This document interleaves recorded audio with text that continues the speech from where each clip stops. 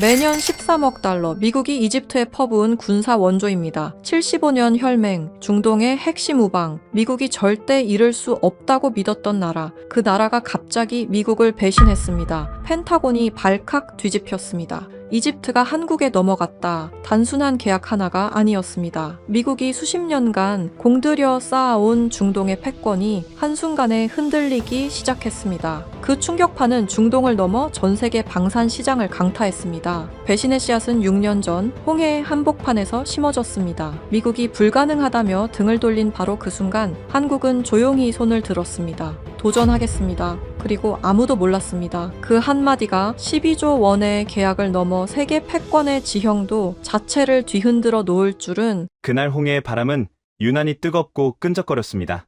텁텁한 소금기와 디젤 엔진의 매연이 뒤섞인 냄새가 코를 찔렀죠. 저는 에드워드 밀러입니다. 미국 국방정보국 DIA에서 38년 동안 중동과 북아프리카의 군사 전략을 분석해온 사람입니다. 제 인생의 절반 이상을 사막의 모래바람 속에서 보냈다고 해도 과언이 아니죠. 카이로의 허름한 찻집부터 펜타곤의 지하 벙커까지 제 손을 거치지 않은 중동 관련 보고서는 없었습니다. 그만큼 저는 확신에 차 있었습니다. 미국 무기는 세계 최고다. 이건 신앙과도 같은 명제였습니다. 특히 이집트 같은 미국의 오랜 우방국에게 미국산 무기 외에 다른 선택지란 존재할 수 없다고 믿었죠. 하지만 몇 년 전 그날, 홍해 연안의 비밀 테스트장에서 제 믿음에는 아주 미세한, 하지만 돌이킬 수 없는 균열이 가기 시작했습니다. 그날은 이집트 육군이 차기 자주포 도입을 위해 성능 테스트를 진행하는 날이었습니다. 후보는 딱 둘이었습니다. 세계 최강이라 불리는 미국의 M109A6 팔라딘, 그리고 한국이라는 작은 나라에서 온 K9 썬더였죠. 솔직히 말해서 저는 이 테스트 자체가 형식적인 절차라고 생각했습니다. 이집트는 매년 13억 달러가 넘는 미국의 군사 원조를 받는 나라입니다. 그들이 감히 미국 무기를 거부한다? 정치적으로도 군사적으로도 불가능한 시나리오였죠. 게다가 팔라딘은 수많은 실전을 거친 검증된 명품이었습니다. 테스트장 귀빈석에는 이집트 국방부의 핵심 인사들이 앉아 있었습니다. 그 중에서도 가장 눈에 띄는 사람은 자말 아사드 장군이었습니다. 그는 이집트 군부의 실세이자 뼛속까지 전략가인 인물이었죠. 그의 표정은 선글라스에 가려져 읽을 수 없었지만 입가에는 묘한 긴장감이 감돌고 있었습니다. 첫 번째 테스트는 육상 고정 표적 사격이었습니다. 먼저 우리 팔라딘이 나섰습니다. 육중한 차체가 사막의 모래를 지식이며 사격 위치로 이동했죠. 포신이 하늘을 향해 치켜들렸고 굉음과 함께 포탄이 날아갔습니다. 결과는 20발 중 18발 명중, 90%의 명중률, 완벽했습니다. 저는 여유롭게 커피를 마시며 옆에 앉은 이집트 장교에게 윙크를 보냈습니다. 보셨습니까? 이게 바로 아메리칸 스탠다드입니다. 이어서 한국의 K9이 나섰습니다. 덩치는 팔라딘과 비슷해 보였지만 움직임이 조금 더 날렵해 보이더군요. K9의 사격도 나쁘지 않았습니다. 20발 중 19발 명중, 95%. 호, 제법이군. 저는 속으로 조금 놀랐지만 내색하지는 않았습니다. 고정된 표적을 맞추는 건 훈련된 포병이라면 누구나 할 수 있는 일이니까요. 진짜 승부는 스펙과 실전 데이터에서 갈릴 거라고 생각했습니다. 그런데 그때였습니다. 자말 장군이 자리에서 일어나 마이크를 잡았습니다. 그리고 통역관을 통해 전혀 예상치 못한, 아니 귀를 의심케 하는 요구를 던졌습니다. 자, 다음 테스트를 진행하겠습니다. 이번 테스트의 목표는 저기 바다 위에 있습니다. 바다 위라니? 저는 선글라스를 고쳐 쓰고 바다 쪽을 바라봤습니다. 해안에서 약 15km 떨어진 해상에 낡은 패선 한 척이 떠 있었습니다. 그리고 그 배는 예인선에 이끌려 파도를 타고 움직이고 있었죠. 자말 장군의 목소리가 다시 울렸습니다. 이집트는 북쪽으로 지중해, 동쪽으로 홍해를 끼고 있습니다. 우리에게 자주포는 단순히 육군을 지원하는 무기가 아닙니다. 적의 상륙을 거부하고 해안을 방어하는 해안포의 역할도 수행해야 합니다. 저 움직이는 표적함을 맞추는 쪽이 이집트의 선택을 받을 것입니다. 순간 벙커 안이 술렁거렸습니다. 미국 측 대표단 사이에서 헛웃음이 터져 나왔죠. 저도 모르게 입 밖으로 소리를 낼 뻔했습니다. 미쳤군. 이건 말도 안 돼. 자주포는 곡사화기입니다. 포탄이 산을 넘어가듯 포물선을 그리며 날아가서 떨어지는 무기죠. 바람의 영향도 받고 공기 밀도의 영향도 받습니다. 고정된 땅 위에 목표물을 맞추는 것도 복잡한 계산이 필요한데 출렁거리는 파도 위를 움직이는 배를 맞추라니요. 그건 직사화기인 전차포나 함포가 할 일이지 자주포가 할 일이 아니었습니다. 미국 측 기술 담당자가 얼굴을 붉히며 항의했습니다. 장군님, 이건 불공평합니다. 자주포 교리에 없는 운용입니다. 팔라딘은 육상 작전을 위해 설계된 무기입니다. 이동하는 해상 표적을 타격하는 알고리즘은 탑재되어 있지 않습니다. 우리는 이 테스트를 거부하겠습니다. 당연한 대응이었습니다. 못하는 게 아니라 안 하는 겁니다. 굳이 불가능한 미션에 도전해서 망신을 당할 필요는 없으니까요. 팔라딘의 명성에 흠집을 낼 수는 없는 노릇이었습니다. 자말 장군이 고개를 끄덕였습니다. 미국의 입장은 잘 알겠습니다. 그렇다면 기권으로 간주하겠습니다. 그리고 그의 시선이 한국 팀 쪽으로 향했습니다. 한국은 어떻습니까? 도전하시겠습니까? 아니면 미국처럼 포기하시겠습니까? 저는 한국 팀을 쳐다봤습니다. 그곳에는 강태준이라는 남자가 서 있었습니다. 현대로템의 해외사업 본부장이었죠. 검게 그을린 피부에 단단해 보이는 체구. 그는 땀을 뻘뻘 흘리면서도 흐트러짐 없는 자세로 서 있었습니다. 솔직히 저는 그가 포기할 거라고 생각했습니다. 아니, 포기해야만 했습니다. 미국도 못하는 걸 한국이 어떻게 하겠습니까? 상식적으로 말이 안 되는 상황이었으니까요. 그런데 강태준 본부장이 무전기를 들더니 짧게 말했습니다. 도전하겠습니다. 뭐라고? 저는 저도 모르게 자리에서 벌떡 일어났습니다. 지금 제정신인가? 저걸 맞추겠다고? 한국팀의 K9 한문희 해안가 절벽 끝으로 이동했습니다. 포신이 천천히 바다를 향해 돌아갔습니다. 15km 밖. 파도는 꽤 높았고 배는 불규칙하게 흔들리며 이동하고 있었습니다. 망원경으로 K9을 들여다봤습니다. 포탑이 미세하게 움직이고 있었습니다. 아마도 내부의 사격 통제 장치가 미친 듯이 계산을 돌리고 있겠죠. 풍속, 풍향, 습도, 기온, 그리고 목표물의 이동 속도와 파도의 주기까지. 하지만 그건 슈퍼컴퓨터가 와도 힘든 계산입니다. 포탄이 날아가는 수십 초 동안 배는 이미 다른 곳으로 이동해 있을 테니까요. 이건 슈야. 그냥 보여주기 식했기라고. 저는 확신했습니다. 포탄은 엉뚱한 바다에 떨어져 물기둥이나 만들 것이고 한국은 국제적인 망신을 당할 거라고요. 준비 끝. 무전기 너머로 한국어 음성이 들렸습니다. 쏴. 대기를 찢는 듯한 폭음과 함께 K9의 포구에서 시뻘건 화염이 뿜어져 나왔습니다. 52 구경장 긴 포신이 뒤로 밀려났다가 다시 원위치로 돌아왔습니다. 육중한 차체가 반동으로 흔들렸습니다. 모든 시선이 바다로 향했습니다. 망원경을 든 제 손에 땀이 찼습니다. 하나, 둘, 셋. 포탄이 정점을 찍고 낙하하는 시간. 그 몇 초가 영겁처럼 느껴졌습니다. 그리고 먼 바다 위에서 붉은 불꽃이 솟구쳤습니다. 물기둥이 아니었습니다. 검은 연기였습니다. 명중입니다. 표적함 선미 타격 확인. 관측 장교의 목소리가 떨리고 있었습니다. 우연이겠지. 저는 중얼거렸습니다. 그래요? 한 발은 운 좋게 맞을 수 있습니다. 소 뒷걸음질 치다 쥐 잡는 격으로 말이죠. 하지만 제 생각은 곧 산산조각 났습니다. 두 번째 발사. 이번에는 표적함의 중앙 갑판이 날아갔습니다. 세 번째 발사. 네 번째 발사. 5발을 쏘았고 4발이 명중했습니다. 80%의 명중률. 움직이는 배를 상대로 15km 밖에서 곡사포가 만들어낸 결과였습니다. 테스트장은 침묵에 휩싸였습니다. 그건 정적이 아니었습니다. 경악이었습니다. 자말 장군이 천천히 선글라스를 벗었습니다. 그의 눈이 K9을 향해 번뜩이고 있었습니다.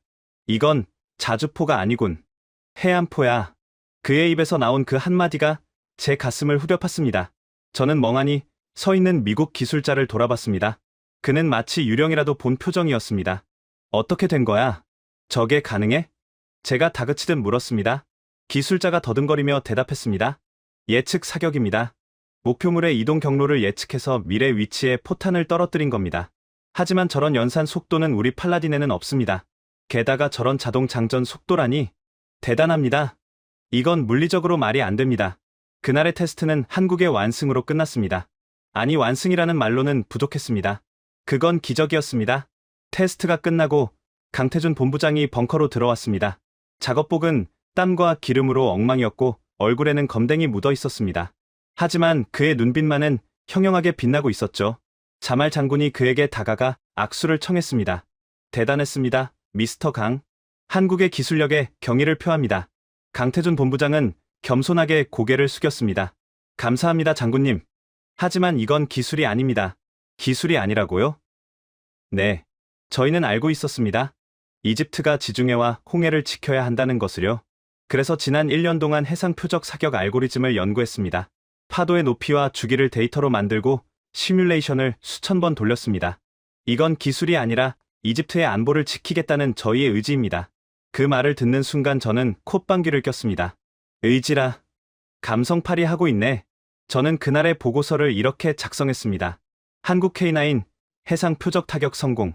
하지만 이는 통제된 환경에서의 요행일 가능성이 높음. 실전성, 의문. 이집트는 결국 미국의 정치적 영향력 아래 있으므로 M109 도입이 유력함. 한국의 퍼포먼스는 일종의 서커스에 불과함. 그때는 몰랐습니다. 그 서커스라고 비웃었던 장면이 훗날 미국을 아프리카에서 몰아내는 거대한 폭풍의 시작이었다는 것을요. 그리고 저는 더 큰 실수를 저질렀습니다. 강태준이라는 남자를 과소평가한 것이었죠. 그는 단순한 세일즈맨이 아니었습니다. 그날 밤 호텔 로비에서 우연히 강태준 본부장을 마주쳤습니다. 승리감에 취해 있을 줄 알았던 그는 심각한 표정으로 누군가와 통화하고 있었습니다. 네, 사장님. 당장은 계약이 힘들 것 같습니다. 이집트 재정 상황이 생각보다 훨씬 안 좋습니다. 뭐라고요? 저는 걸음을 멈추고 귀를 기울였습니다. 네, 알고 있습니다. 하지만 여기서 철수하면 끝입니다. 기다려야 합니다. 1년이든 10년이든 우리가 먼저 이집트의 친구가 되어야 합니다. 친구라니. 무기 장사꾼 입에서 나올 단어는 아니었죠. 저는 비웃으며 엘리베이터에 올랐습니다. 순진하군. 국제 무기 시장은 친구 놀이가 아니야. 돈과 힘의 논리지. 너희가 아무리 날고 기어봐야 돈 없는 이집트가 한국 무기를 살 수 있을 것 같아? 결국 공짜로 주는 미국 무기를 쓰게 될 거다. 하지만 제 예상은 보기 좋게 빗나갔습니다. 그날 이후 강태준과 한국팀은 이해할 수 없는 행동을 하기 시작했습니다. 계약서 한 장 없는 상태에서 돈 한 푼 받지 못하는 상황에서 그들은 이집트 사막에 눌러앉았습니다. 미국 방산업체들이 3년에 한 번 카탈로그를 보내며 생색을 낼 때 강태준은 1년에 12번 이집트행 비행기에 몸을 실었습니다. 도대체 왜 그랬을까요? 계약도 없는데 왜 그들은 사막의 모래바람을 맞으며 버텼을까요? 그 비밀은 제가 상상조차 하지 못했던 곳에 숨겨져 있었습니다. 한국인들만이 가진 독특한, 아니 무모하다고밖에 할 수 없는 그들의 방식이 서서히 이집트 군부의 마음을 흔들기 시작한 것입니다. 홍해에서의 그 기적 같은 명중 사건 이후 사막에는 다시 무거운 침묵이 찾아왔습니다. 사람들은 흔히 기적이 일어나면 세상이 바뀔 거라고 생각합니다. 하지만 현실은 냉혹한 비즈니스의 세계입니다. 15km 밖에서 움직이는 배를 맞췄다는 사실은 분명 놀라웠지만 그것이 이집트 국고에 돈을 채워주지는 않았습니다. 축포의 연기가 거치자 드러난 것은 이집트의 텅 빈 지갑이었습니다. 당시 국제 유가 하락과 관광 산업의 침체로 이집트 경제는 그야말로 산소호흡기를 떼기 직전이었습니다. 외환 보유고는 바닥을 쳤고 물가는 치솟았습니다. 카이로 시내에서는 빵을 사려는 줄이 골목 끝까지 이어졌습니다. 그런 나라가 2조 원짜리 최첨단 무기를 산다? 펜타곤의 제 사무실 책상 위에는 이집트 경제 동향 보고서가 매일 아침 올라왔습니다. 빨간색 경고등이 켜진 그래프들. 저는 그 그래프를 보며 안도의 한숨을 내쉬었습니다. 역시 신은 미국의 편이군. 저는 카이로 주재 미국 대사관 무관에게 전화를 걸었습니다. 짐 싸세요, 대령님. 쇼는 끝났습니다. 관객들이 입장료 낼 돈이 없다는데 공연을 계속할 수는 없지 않습니까? 네, 알겠습니다. 어차피 이집트 군부도 지금 당장 계약할 여력은 없어 보입니다. 구형 M109A5 부품이나 좀 지원해주고 마무리하겠습니다. 그게 미국의 방식이었습니다. 우리는 철저한 계산에 따라 움직였습니다. 이익이 없으면 철수한다. 그것이 합리적이고 효율적인 결정이라고 믿었으니까요. 미국 방산업체 관계자들은 나일 리츠 칼튼 호텔의 스위트룸을 체크아웃했습니다. 최고급 리무진을 타고 공항으로 향하며 그들은 샴페인을 터뜨렸습니다. 다음에 보자고, 친구들. 유전이라도 하나 터지면 연락해. 그렇게 미국은 떠났습니다. 프랑스도, 영국도, 독일도 떠났습니다. 카이로의 무기 시장은 파장 분위기였습니다. 단 한 팀만 빼고 말입니다. 저는 위성정보와 현지 휴민트, 즉 인적 정보망을 통해 강태준과 한국팀의 동향을 감시하고 있었습니다. 당연히 그들도 떠날 것이라 생각했습니다. 아니, 떠나야만 했습니다. 한국 본사에서도 난리가 났다는 첩보가 들어왔으니까요. 현대로템 서울본사 긴급 임원회의, 이집트 사업 철수 권고, 보고서에는 그렇게 적혀 있었습니다. 상식적인 경영진이라면 당연한 판단입니다. 밑 빠진 독에 물 붓기를 할 수는 없으니까요. 하지만 강태준은 떠나지 않았습니다. 그는 나일강 변의 화려한 호텔에서 짐을 뺐습니다. 그리고 그가 향한 곳은 공항이 아니라 카이로 외곽의 마디라는 지역이었습니다. 그곳은 모래바람이 불면 창문 틈으로 모래가 들이치는 허름한 공장 지대였습니다. 강태준은 그곳에 있던 낡은 자동차 정비소를 임대했습니다. 간판도 없이 그저 태극기 하나와 회사 깃발 하나를 꽂아두고 말이죠. 그때부터 기이한 동거가 시작되었습니다. 미국이 떠나버린 빈자리를 유령처럼 남은 한국인들이 지키고 있었습니다. 저는 그들의 일거수일투족을 보고받았습니다. 솔직히 처음에는 코웃음을 쳤습니다. 미련하군. 보여주기 식 쇼맨십이야. 저러다 몇 달 못 버티고 도망치겠지. 에어컨도 없는 곳에서 한국인들이 얼마나 버티겠어? 하지만 제 예상은 빗나갔습니다. 한 달, 석 달, 6달, 그리고 1년이 지났습니다. 강태준과 그의 팀원들, 10여 명의 엔지니어들은 카이로의 유령이 되어 그곳에 머물렀습니다. 도대체 그들은 그 덥고 먼지 나는 곳에서 무엇을 했을까요? 그들은 무기를 팔지 않았습니다. 대신 그들은 수리공이 되었습니다. 어느 해 여름, 이집트 서부 국경지대에서 있었던 일입니다.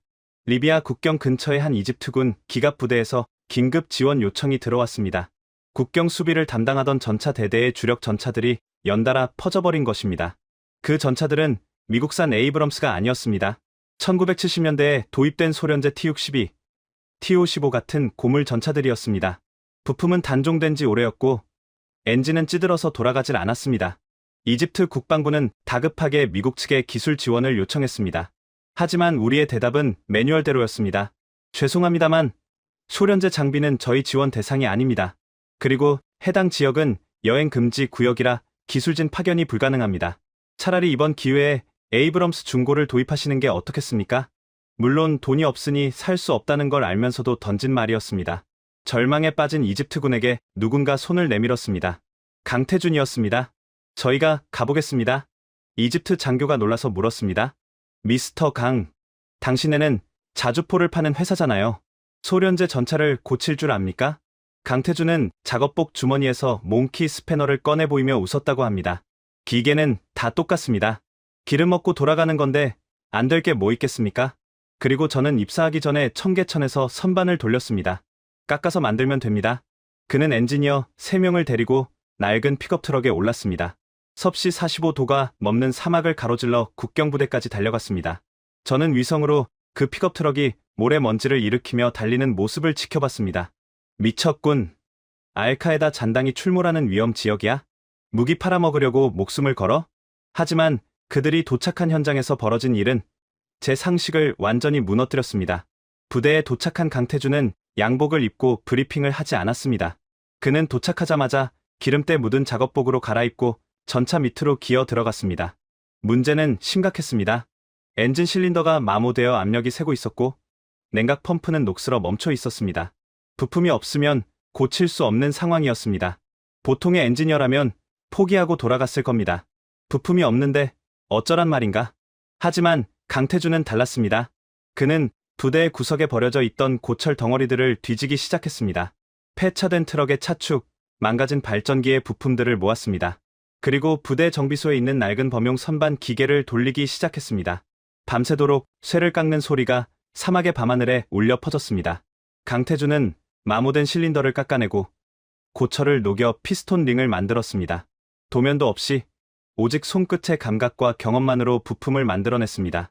다음 날 아침, 죽어있던 소련제 전차의 엔진이 검은 매연을 내뿜으며 되살아났습니다. 기적이다. 알라의 기적이야. 이집트 병사들이 환호하며 강태준을 끌어안았습니다. 전차 대대장은 눈물을 글썽이며 강태준의 손을 잡았습니다. 미스터 강, 당신은 마법사요. 카이로의 맥가이버요. 우리가 이 은혜를 어떻게 갚아야 합니까? 강태준은 땀과 기름 범벅이 된 얼굴로 씩 웃으며 대답했습니다. 은혜라뇨. 친구끼리 그런 말 하는 거 아닙니다.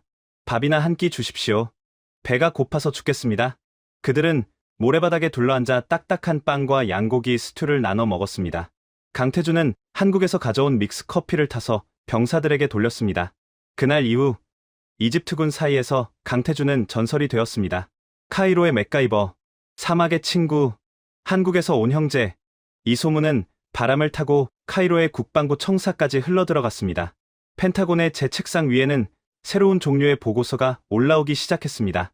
이집트 군부 내친한파 세력 급증, 한국팀의 비공식 기술 지원 활동이 군 신부를 파고들고 있음, 일선 지휘관들이 한국 무기에 대해 긍정적인 여론을 형성 중 저는 불안감을 느끼기 시작했습니다.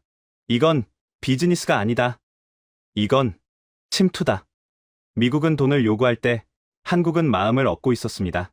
우리는 계약서를 들이밀 때 그들은 빵을 나눠 먹었습니다. 하지만 저는 애써 그 불안을 무시했습니다. 감성파리가 밥 먹여주나? 결국 무기 도입은 국가 예산이야. 재무부 장관이 도장을 찍어야 한다고. 군인들이 아무리 좋아해봤자 돈 없으면 끝이야. 하지만 저는 간과하고 있었습니다. 강태준이 단순히 전차나 고쳐주면서 시간만 보내고 있었던 게 아니라는 사실을요. 그는 그 천일의 고독한 시간 동안 이집트의 지도를 펴놓고 무언가를 연구하고 있었습니다. 매일 밤 카이로 외곽의 그 허름한 사무실 불은 꺼지지 않았습니다. 강태준은 고민했습니다. 이집트는 돈이 없다. 육군은 예산을 배정받지 못한다. 그렇다면 이 난국을 어떻게 뚫을 것인가? 돈이 있는 곳은 어디인가?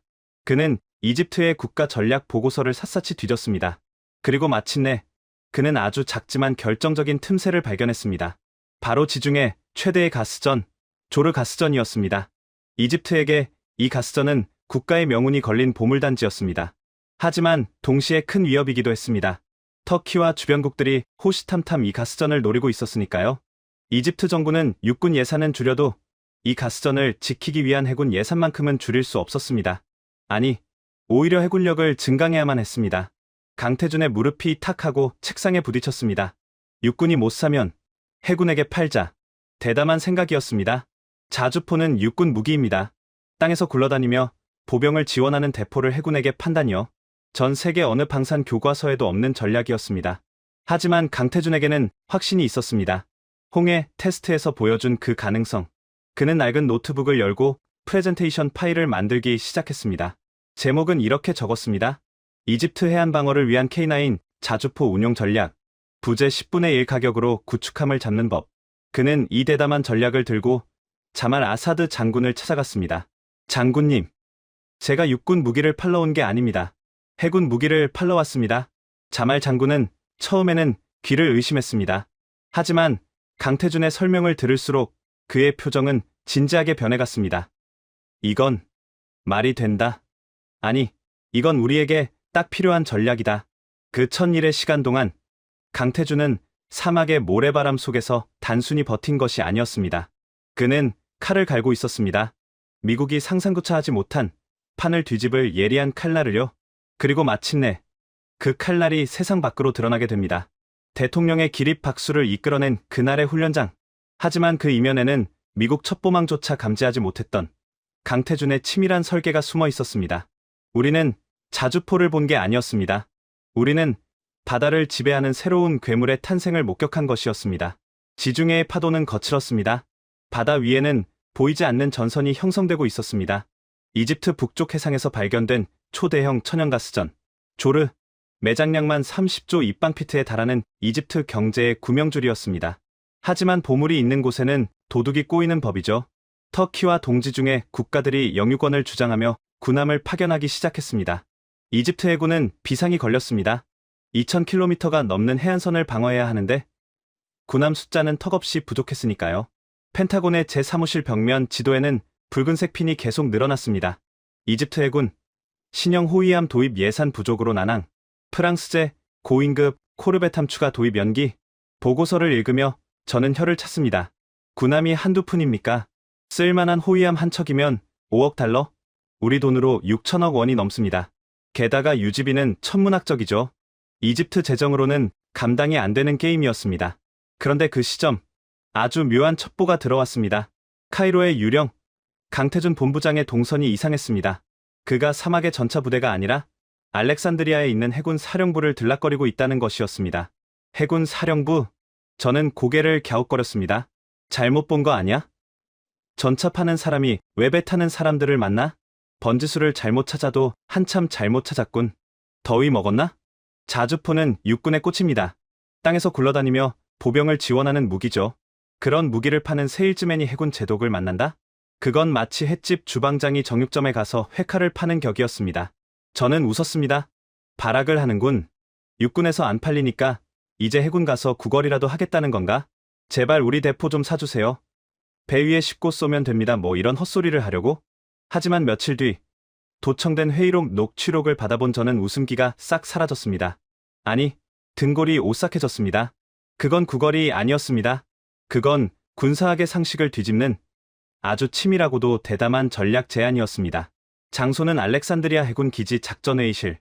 참석자는 이집트 해군 사령관 오사마 제독, 육군 군수사령관, 자말 아사드 장군, 그리고 강태준 본부장이었습니다. 분위기는 냉랭했습니다. 오사마 제독은 팔짱을 낀 채 불만스런 표정으로 앉아 있었습니다. 육군 장교가 데려온 한국인 세일즈맨이 영 마음에 들지 않는 눈치였죠. 미스터 강, 바쁜 사람들을 불러놓고 무슨 이야기를 하려는 거요? 육군 무기를 우리 배에다 실으라는 거면 나가시오. 2차 대전 때나 하던 짓이오. 강태준은 당황하지 않았습니다. 그는 준비해온 지도를 펼쳤습니다. 이집트의 긴 해안선과 조르 가스전의 위치가 표시된 지도였습니다. 제독님, 배에 싣자는 게 아닙니다. 해안에 배치하자는 겁니다. 해안포로 쓰자는 거요? 그거라면 이미 구형 평사포들이 있소. 사거리도 짧고 위력도 약해서 퇴역시키는 중이오. 맞습니다. 기존 해안포는 고정되어 있어서 적 한 포나 미사일에 좋은 먹잇감이죠. 하지만 강태준이 지도 위에 작은 모형들을 놓기 시작했습니다. K9 자주포 모형이었습니다. 만약 해안포가 시속 67km로 움직인다면 어떨까요? 쏘고 나서 30초 만에 사라진다면요? 적 함정이 미사일을 쏘려고 해도 이미 그 자리에 없다면요?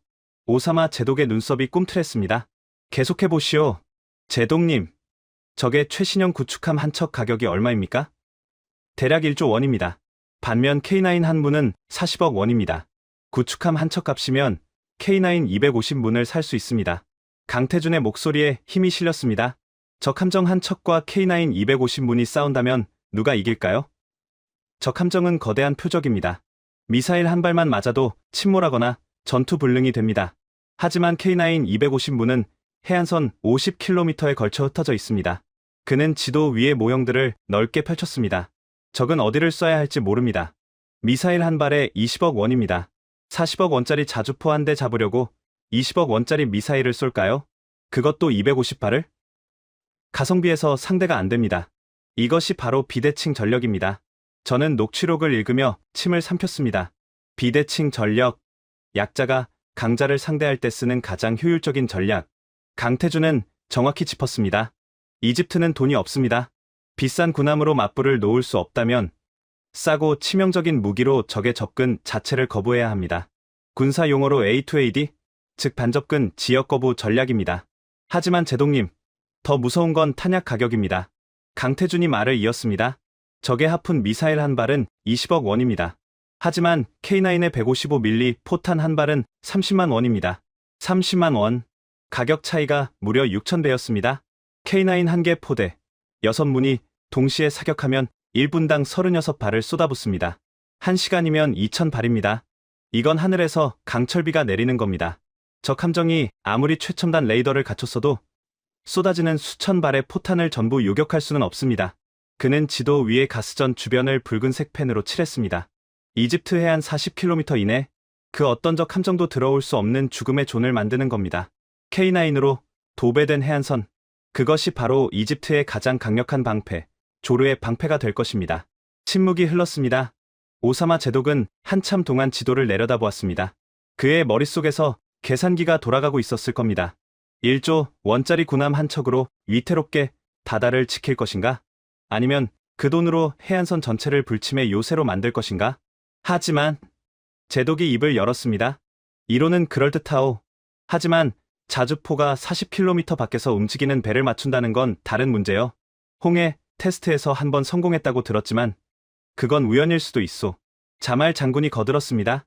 그래서 제가 오랫동안 지켜봤습니다. 이 한국 친구들 매일 밤 시뮬레이션을 돌렸습니다.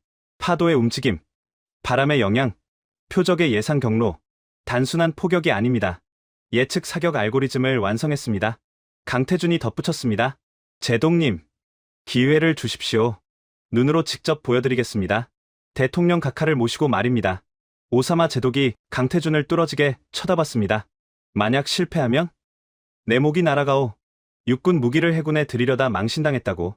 강태준은 물러서지 않았습니다. 제 목도 같이 내놓겠습니다. 그리고 실패하면 저희가 가져온 샘플 자주포, 전부 해군에 기증하고 떠나겠습니다. 대담한 사람이군. 저는 녹취록을 덮으며 중얼거렸습니다. 정말 대담해. 세일즈맨이 아니라 도박사야. 하지만 소름이 돋았습니다. 강태준의 전략은 완벽했습니다. 미국은 이집트에게 비싼 군함을 사라. 돈이 없으면 빌려주겠다며 이자 놀이를 했습니다. 하지만 한국은 싼 값으로 적을 압도하는 법을 알려주었습니다. 가려운 곳을 긁어주는 정도가 아니라 앓던 이를 뽑아주는 해결책이었습니다. 결국 오사마 제독은 고개를 끄덕였습니다. 좋소. 육군과 합동훈련을 잡아보겠소. 하지만 명심하시오. 대통령 각하가 오실 거요. 단 한 발이라도 빗나가는 날엔 당신들은 이집트 땅을 밟지 못할 거요.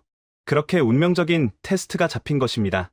저는 펜타곤의 전략 분석실로 달려갔습니다. 국장님, 이집트 상황이 심상치 않습니다.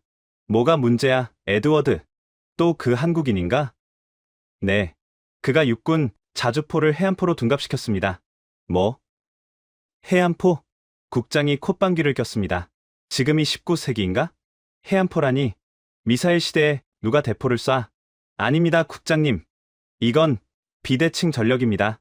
가성비로 적의 접근을 거부하는 전략입니다. 만약 이게 성공하면 이집트 해군의 교리가 바뀝니다. 미국산 하푼 미사일이나 구축함은 팔리지 않을 겁니다. 국장의 표정이 굳어졌습니다.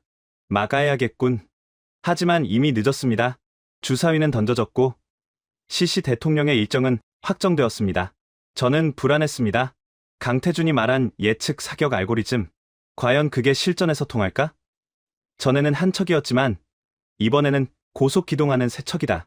만약 한국이 성공한다면 그것은 단순히 무기를 파는 것을 넘어 세계 군사 역사에 새로운 한 페이지를 쓰는 사건이 될 것입니다. 육상 무기의 해양 통제, 리버스 유틸리티, 군사 전문가들이 이론으로만 떠들던 그 개념을 한국의 방산업체가 현실로 구현해내는 셈이니까요.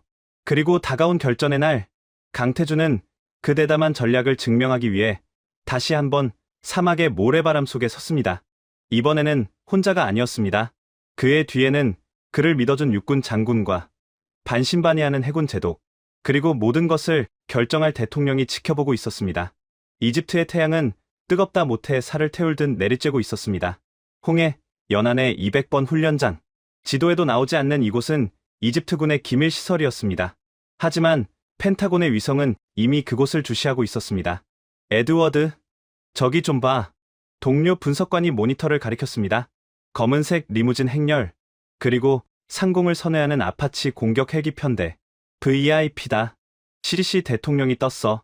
제 심장이 쿵 하고 내려앉았습니다. 대통령이 직접 움직였다는 건 오늘이 바로 그날이라는 뜻이었습니다. 강태준과 한국팀의 대담한 전략이 심판대에 오르는 날, 현장의 분위기는 살얼음판 같았습니다. 관람석 중앙에는 압델파타 LCC 대통령이 앉아 있었고, 그 오른쪽에는 자말 아사드 육군 군수사령관이, 왼쪽에는 오사마 해군 사령관이 배석했습니다. 오사마 제독의 표정은 여전히 회의적이었습니다. 각하, 육군 대포로 배를 잡겠다는 건 이론상으로나 가능한 이야기입니다. 오늘 귀한 시간을 낭비하시게 될까 걱정입니다. 시시 대통령은 선글라스 너머로 바다를 응시하며 짧게 대답했습니다. 보면 알겠지. 훈련장에 사이렌이 울렸습니다. 위장막이 거치고 K9 자주포 1개 포대, 6문이 모습을 드러냈습니다. 그런데 그 배치가 묘했습니다. 보통 포병부대는 일렬로 늘어서서 사격을 합니다. 하지만 K9은 해안선의 굴곡을 따라 지그재그로 산계에 있었습니다. 서로 다른 위치, 서로 다른 고도. 저게 무슨 배치야? 사격 통제가 되나? 제가 의아해하는 순간 브리핑을 맡은 강태준 본부장의 목소리가 무전기를 타고 흘러나왔습니다. 오늘 시연할 전술은 동시 탄착 사격, TOT입니다. 서로 다른 위치에 있는 6문이 각기 다른 각도로 포탄을 발사하여 목표 지점에 동시에 떨어지게 하는 기술입니다. TOT, 포병의 꽃이라 불리는 기술입니다. 하지만 그건 고정된 표적일 때나 쓰는 겁니다. 목표는 해상 40km, 30노트로 고속 기동 중인 무인 표적선 세척입니다. 30노트, 시속 55km. 미쳤군. 저도 모르게 중얼거렸습니다. 40km 밖에서 시속 55km로 도망가는 배, 세척을 산계한 자주포 6문이 동시에 맞추나. 그것도 곡사포로? 이건 서커스가 아니라 마술이어야 가능했습니다. 사격 개시, 명령이 떨어지자마자 6문의 자주포가 포신을 쳐들었습니다. 쾅! 1번 포가 먼저 불을 뿜었습니다. 포신 각도가 높았습니다. 고각 사격입니다. 포탄이 하늘 높이 치솟아 오래 날아가게 하려는 의도입니다.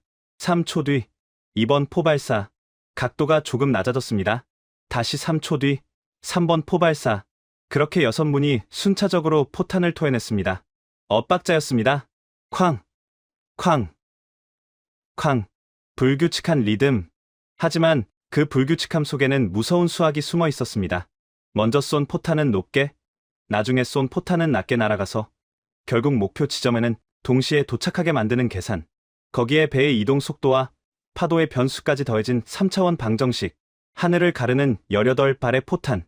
펜타곤의 분석관들은 숨을 죽였습니다. 위성화면 속 표적선들은 여전히 파도를 가르며 질주하고 있었습니다. 5초 전. 4, 3, 2, 1. 그 순간 화면이 하얗게 전멸했습니다. 쾅! 바다 위 세 지점에서 거대한 물기둥이 동시에 솟구쳤습니다. 하나, 둘, 셋. 시차는 제로에 가까웠습니다. 물기둥이 가라앉자 드러난 광경은 처참했습니다. 표적선 한 척은 형체를 알아볼 수 없이 산산조각 났고 두 척은 화염에 휩싸여 가라앉고 있었습니다. 명중입니다. 전탄 유효 타격. 현장 관측 장교의 목소리가 갈라졌습니다. 하지만 쇼는 끝난 게 아니었습니다. 자주포들을 보십시오. 누군가 외쳤습니다. 마지막 포탄을 쏘아 올린 K9들은 결과도 확인하지 않았습니다. 포신을 돌리고 엔진 출력을 높이더니 연막탄을 터뜨리며 순식간에 진지 뒤로 사라졌습니다.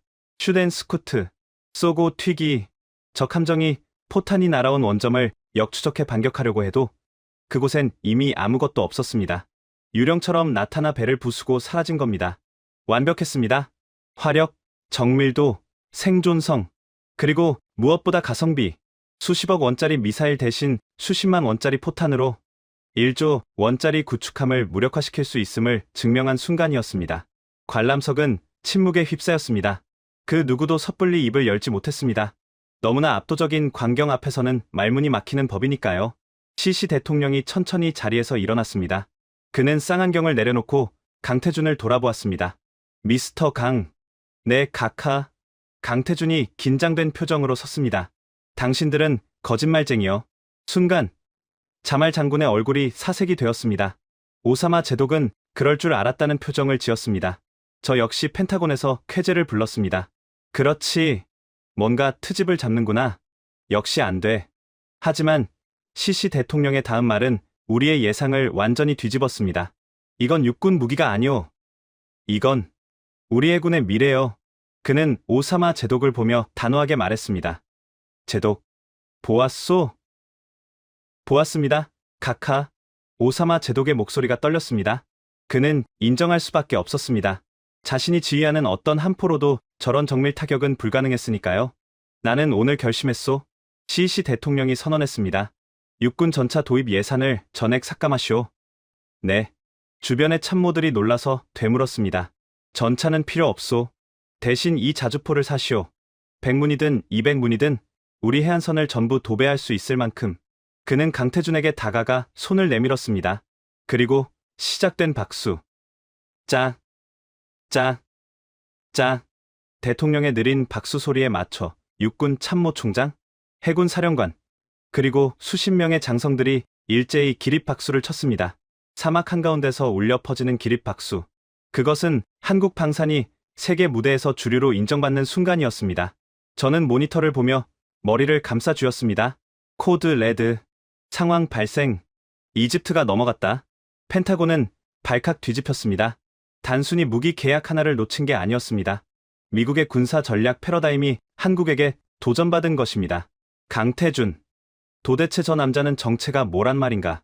하지만 우리는 포기하지 않았습니다. 아직 카드는 남아 있었습니다. 돈. 그리고 정치. 기술로 안 되면 돈으로 조이고 정치로 짓누르면 된다. 그것이 패권국 미국의 방식이었습니다. 그리고 우리는 한국에게 가장 잔인한 시련을 안겨주었습니다. 이집트의 겨울바람은 매서웠습니다. 하지만 카이로 협상장의 분위기는 그보다 더 차가웠습니다. 환호와 박수는 사라졌습니다. 남은 것은 냉혹한 현실의 벽이었습니다. 첫 번째 벽은 돈이었습니다. 시시 대통령의 지시로 협상이 시작되었지만 이집트 재무부는 빈 깡통이나 다름없었습니다. 2조 원. 이집트 국방 예산의 20%에 달하는 거금이었습니다. IMF 구제금융을 신청한 이집트에게는 불가능한 금액이었죠. 이집트 측 협상단은 뻔뻔하게 나왔습니다. 물건은 좋소. 사겠소. 하지만 돈은 10년 뒤에 주겠소. 아니면 차관으로 빌려주시오. 이자는 1%로. 강도나 다름없는 요구였습니다. 현대로템 본사에서는 난색을 표했습니다. 이건 자선 사업이 아닙니다. 대금 회수가 불투명한 계약은 승인할 수 없습니다. 협상은 교착 상태에 빠졌습니다. 그리고 그때 펜타곤이 움직였습니다. 우리가 기다리던 타이밍이었습니다. 독일을 움직여. 국방부 차관의 지시였습니다. K9의 심장, 1000마력 디젤 엔진은 독일 MTU사의 제품이었습니다. 한국이 차체와 포탑은 만들었지만 핵심인 엔진은 독일제의 라이선스 생산에 의존하고 있었죠. 우리는 독일 정부에 압력을 넣었습니다. 이집트의 인권 문제를 거론하시오.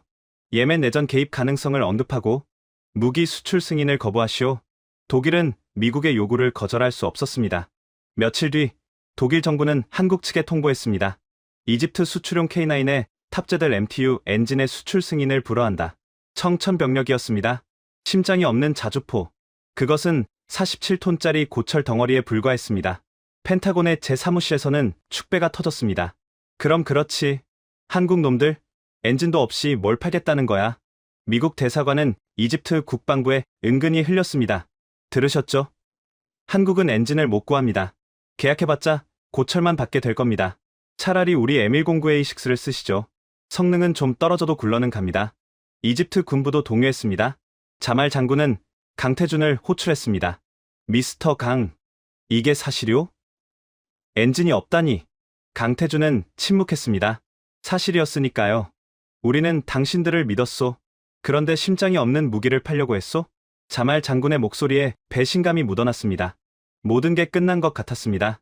오랜 세월의 노력, 천일의 고독, 홍해의 기적, 그 모든 것이 물거품이 되기 직전이었습니다. 하지만 강태준은 물러서지 않았습니다. 그는 품 안에서 서류 한 장을 꺼냈습니다.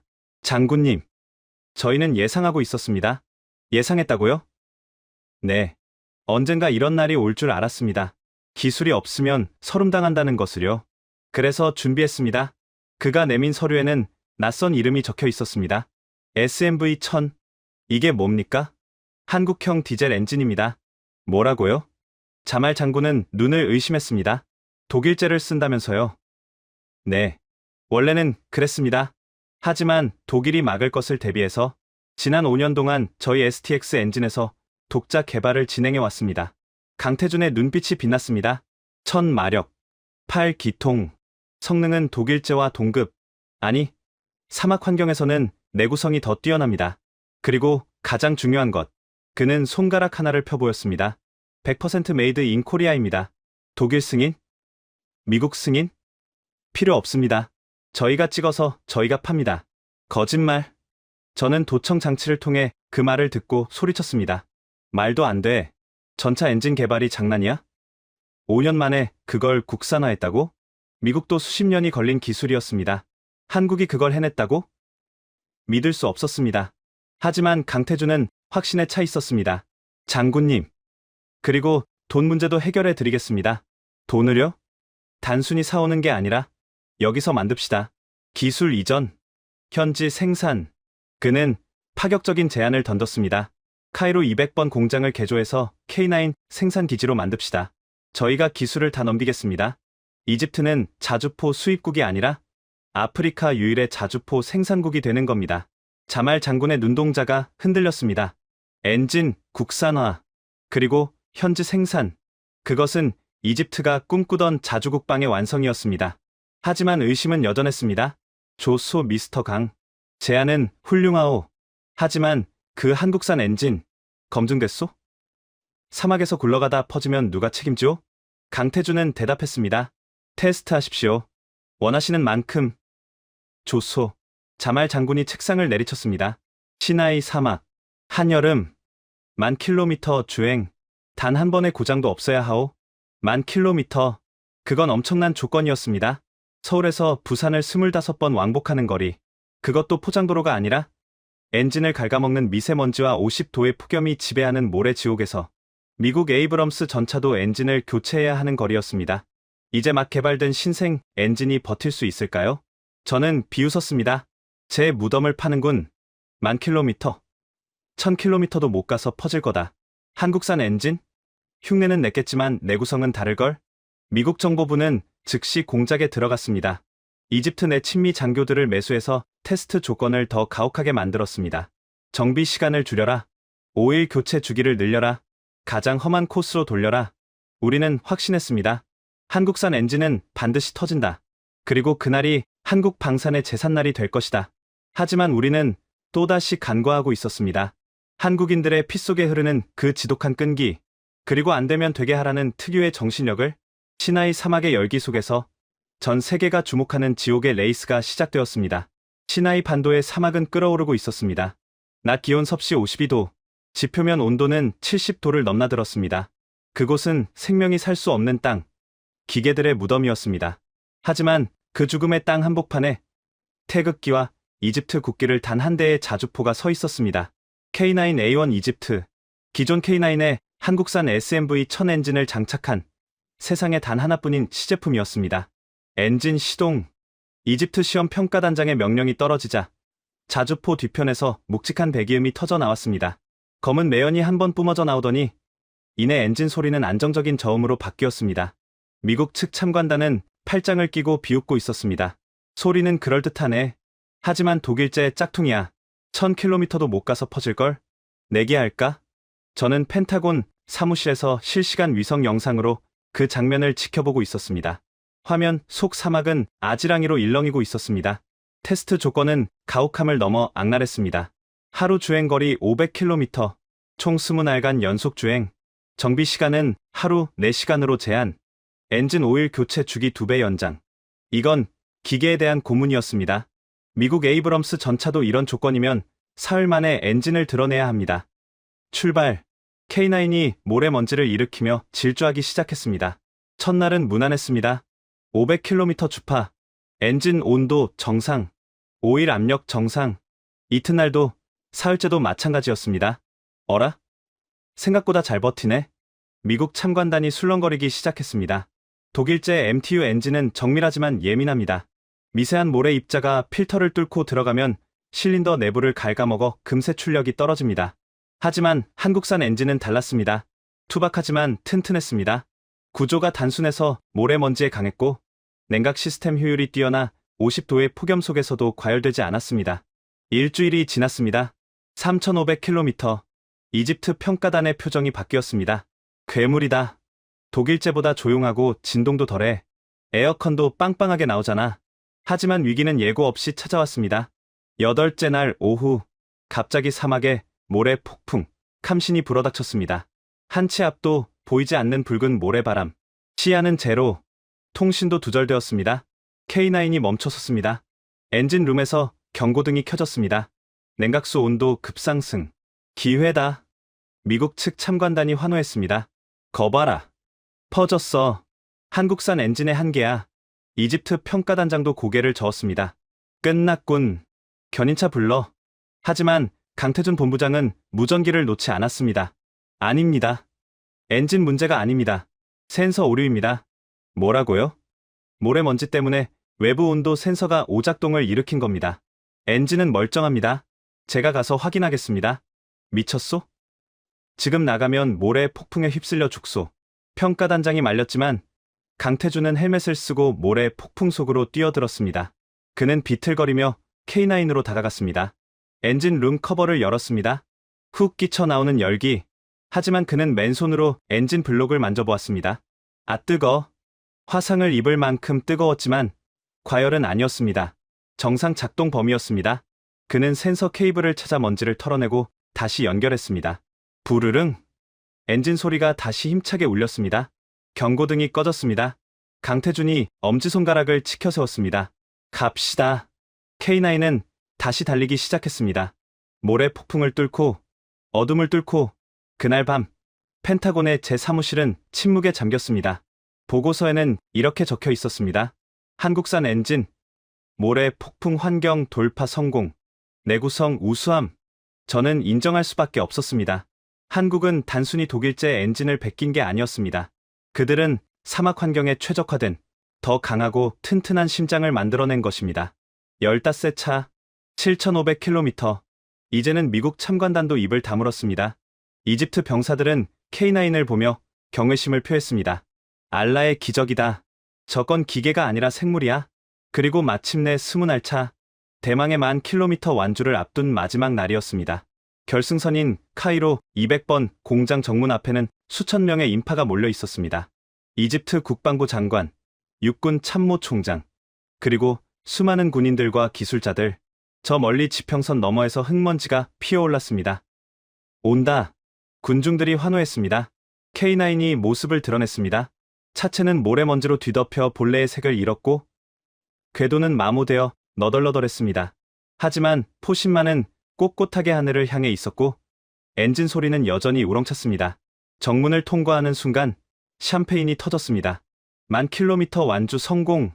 이집트 엔지니어들이 달려나가 강태준을 행가래 쳤습니다. 이집트의 심장, 코리아의 심장. 자말 장군은 강태준의 손을 잡고 눈물을 흘렸습니다. 미스터 강, 당신들이 이겼소. 독일도, 미국도 해내지 못한 걸 해냈소. 이제 우리는 당신들의 엔진을 믿겠소. 그날 밤, 저는 사표를 썼습니다. 더 이상 펜타곤에 앉아서 한국을 깎아내리는 보고서를 쓸 자신이 없었습니다. 우리는 기술에서 진 것이 아닙니다. 우리는 절박함에서 졌습니다. 미국은 팔리면 좋고 안 팔리면 말고였습니다. 하지만 한국은 이게 아니면 죽는다는 각오로 달려들었습니다. 그 차이가 10,000km의 기적을 만든 것입니다. 얼마 뒤 이집트 국방부는 공식 발표했습니다. K9 자주포 도입 확정. 엔진은 한국산 SMV 1000 채택. 전량 현지 생산. 그것은 미국 방산 역사상 가장 뼈아픈 패배이자 한국 방산이 세계 무대에서 메이저리그로 승격하는 순간이었습니다. 하지만 이야기는 여기서 끝나지 않습니다. 저는 다시 이집트를 찾았습니다. 그리고 그곳에서 저는 몇 년 전 제가 비웃었던 대담한 전략이 완성된 모습을 목격하게 됩니다. 다시 찾은 이집트는 달라져 있었습니다. 카이로 공항의 공기는 이전보다 더 활기찼고 사람들 표정에는 자신감이 묻어 있었습니다. 저는 더 이상 펜타곤의 배지를 달고 있지 않았습니다. 우리가 이집트를 잃은 날이라는 책을 쓴 저자로서 그리고 한 명의 참관인으로서 이곳에 왔습니다. 카이로 외곽 200번 공장. 이곳은 과거 소련제 구형 전차가 녹슬어가던 낡은 정비창이었습니다. 바닥에는 기름때가 절어 있었고 천장에는 비가 샜으며 경비병들은 나른하게 졸고 있던 곳. 예전에 제가 기억하던 모습은 그랬습니다. 하지만 지금 눈앞에 펼쳐진 광경은 충격 그 자체였습니다. 거대한 태극기와 이집트 국기가 나란히 걸린 정문, 스마트 팩토리 시스템이 도입된 최첨단 조립 라인, 그리고 그 안에서 바쁘게 움직이는 수천 명의 엔지니어들. 그들은 한국인이 아니었습니다. 피부색도 다르고 언어도 달랐지만 눈빛만은 한국인 엔지니어들과 똑같이 빛나고 있었습니다. 오늘 역사적인 롤아웃 행사가 열리는 날입니다. 이집트 현지에서 생산된 1호기, 아니 아프리카 대륙 최초의 국산 자주포가 공장 문을 나서는 날입니다. 팡파르가 울리고 경납고 문이 열렸습니다. 웅장한 엔진 소리와 함께 모습을 드러낸 것은 K9A1 이집트.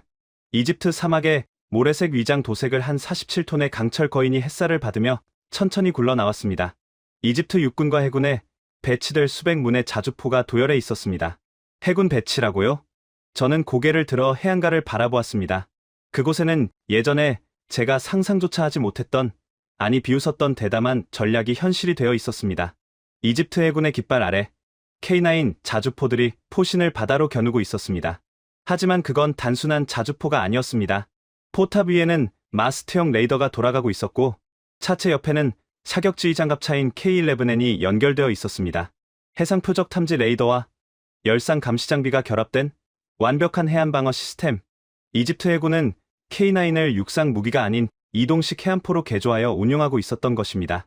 지중해와 홍해의 긴 해안선을 따라 배치된 수백 문의 자주포. 적 함정이 접근하면 레이더가 포착하고 사격지휘 장갑차가 데이터를 분석하여 K9이 40km 밖에서 초정밀 타격을 가하는 시스템. 비싼 대함 미사일 한 발 가격으로 수백 발의 포탄을 쏟아부을 수 있는 경제성. 그리고 적이 공격하면 순식간에 이동하여 반격하는 생존성. 이집트는 한국의 도움을 받아 전 세계 어디에도 없는 독창적인 해안 방어 전략. 이른바 조르의 방패를 완성한 것입니다. 이 광경을 지켜보는 제 가슴이 먹먹해졌습니다. 예전에 자주포로 배를 맞춘다고? 서커스야. 제가 그렇게 비웃었던 그 아이디어가 지금 아프리카 최강의 해안방어 시스템이 되어 제 눈앞에 서 있었습니다. 미국은 생각지도 못했습니다. 우리는 교리에 없다, 불가능하다며 고개를 저었지만 한국은 해봅시다, 만들어 봅시다라며 도전했습니다. 그 차이가 오늘 이집트의 안보 지형을 완전히 바꿔 놓았습니다. 행사가 끝나고 저는 인파 속에서 익숙한 얼굴을 발견했습니다. 강태준 본부장, 아니, 이제는 부사장이 된 그 사람. 머리에는 흰 서리가 내려앉았고 주름은 깊어졌지만 그 미소만은 여전했습니다. 이집트 엔지니어들과 어깨동무를 하고 엄지손가락을 치켜 세우는 모습. 그는 저를 보자마자 알아봤습니다. 미스터 밀러? 오랜만입니다, 강 부사장님. 저희는 악수를 했습니다. 그의 손은 여전히 단단하고 따뜻했습니다. 축하합니다. 당신들이 해냈군요. 제가 진심을 담아 말했습니다. 아니요. 우리가 해낸 게 아닙니다. 강 부사장이 고개를 저으며 이집트 엔지니어들을 가리켰습니다. 저 친구들이 해낸 겁니다. 우리는 그저 거들었을 뿐이죠. 겸손이 아니었습니다. 그의 눈빛은 진심이었습니다. 미스터 밀러, 우리는 무기를 팔러 온 게 아닙니다. 그가 제 눈을 똑바로 바라보며 말했습니다. 우리는 자주국방이라는 꿈을 심으러 온 겁니다. 고기를 잡아주는 게 아니라 고기 잡는 법을 알려주는 것. 그게 진정한 파트너십 아니겠습니까? 그 순간 저는 망치로 머리를 맞은 듯한 충격을 받았습니다. 파트너십. 미국이 입버릇처럼 외치던 그 단어. 하지만 우리는 진정으로 그들을 파트너로 대했습니까? 아니요. 우리는 그들을 고객으로 혹은 종속적인 동맹으로만 대했습니다. 카탈로그를 던져주고 돈을 요구하고 정치적인 조건을 걸었습니다. 하지만 한국은 달랐습니다.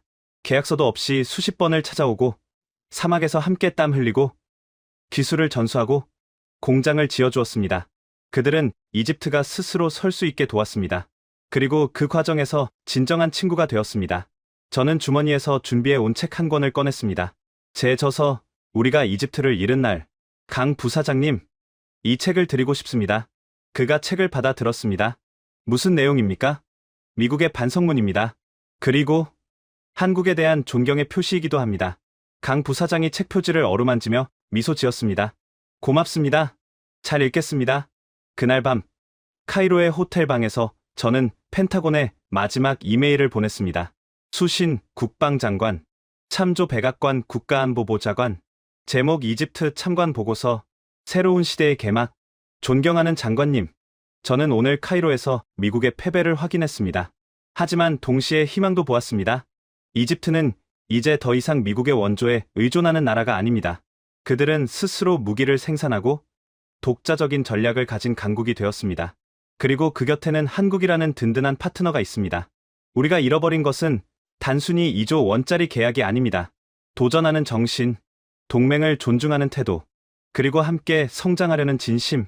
우리가 홍해에서 비웃었던 그 서커스는 사실 우리가 잃어버린 개척자 정신이었습니다. 한국은 오랜 세월 동안 포기하지 않았습니다. 그리고 오늘 그들은 아프리카의 지도를 다시 그렸습니다. 우리가 다시 위대해지고 싶다면 더 이상 과거의 영광에 취해 있어서는 안 됩니다. 배워야 합니다. 한국에게서 그들의 끈기를, 그들의 진심을, 그리고 그들의 파트너십을. 이집트 사막에서 에드워드 밀러 올림. 전송 버튼을 누르고 창밖을 내다보았습니다. 나일강 위로 불꽃놀이가 터지고 있었습니다. 이집트 국민들이 환호하고 있었습니다. 그 불꽃 아래서 한국의 기술과 이집트의 열정이 하나가 되어 밤하늘을 수놓고 있었습니다. 홍해의 바다를 가르던 포탄 한 발이 만들어낸 기적? 그것은 단순한 무기 수출 성공 스토리가 아니었습니다. 진심은 통한다. 땀방울은 배신하지 않는다. 그리고 친구는 돈으로 살 수 없다. 이 평범하지만 위대한 진리를 대한민국은 전 세계에 증명해 보였습니다. 이제 이집트뿐만이 아닙니다. 아프리카 대륙 전체가 한국을 주목하고 있습니다. 미국의 앞마당이라 불리던 곳에서 이제 메이드 인 코리아는 신뢰와 희망의 상징이 되었습니다. 저는 확신합니다. 이 흐름은 멈추지 않을 것입니다. 대한민국의 도전은 계속될 것입니다. 그리고 언젠가 펜타곤의 벽에 걸린 세계 지도 위에는 더 많은 태극기가 꽂혀 있을 것입니다. 왜냐하면 그들은 무기가 아니라 꿈을 파는 사람들이니까요. 매년 13억 달러, 75년 혈맹. 미국이 절대 이룰 수 없다고 믿었던 나라. 그 나라가 선택한 건 미국의 최신 팔라딘이 아니었습니다. 12조 원 규모의 계약서에 찍힌 이름은 대한민국이었습니다. 에드워드 밀러 전 미국 국방정보국 분석관은 훗날 이렇게 말했습니다. 우리는 기술에서 진 게 아니었습니다. 절박함에서 졌습니다. 계약서도 없이 천일을 버텼습니다. 에어컨도 없는 사막에서 소련제, 고물 전차를 손수 고쳤습니다. 독일이 엔진 수출을 막자 5년 전부터 몰래 갈아온 칼을 꺼냈습니다. 아무도 믿어주지 않을 때 묵묵히, 아무도 남지 않았을 때 조용히, 그리고 마침내 이집트 대통령은 기립박수를 쳤습니다. 이 이야기가 가슴 뜨겁게 느껴지셨다면 댓글에 진심 2글자만 남겨주십시오. 여러분의 공유 한 번이 세상이 몰랐던 대한민국의 진짜 얼굴을 알리는 일이 됩니다. 감사합니다.